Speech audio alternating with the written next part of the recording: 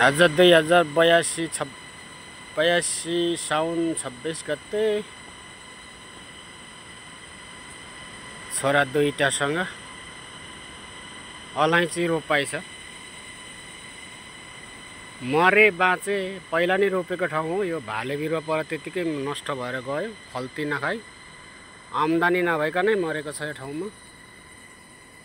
फेरि पनि प्रयास गर्दैछु यसैलाई। अब हेरौँ, अब त रोक्नै पर्छ कि भन्ने आशामा छौँ है मित्रहरू।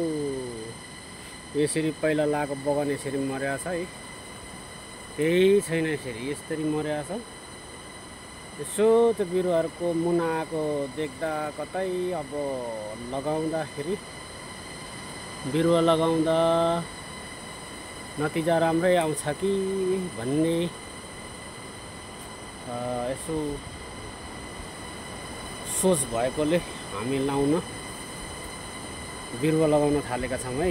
यसरी कान्छा छोरा सुरक्षा खन्ने, माइला छोरा बिरुवा लगाउँदै पुर्ने, म माइलो चाहिँ फाँड्दै हिँड्ने है त मित्र।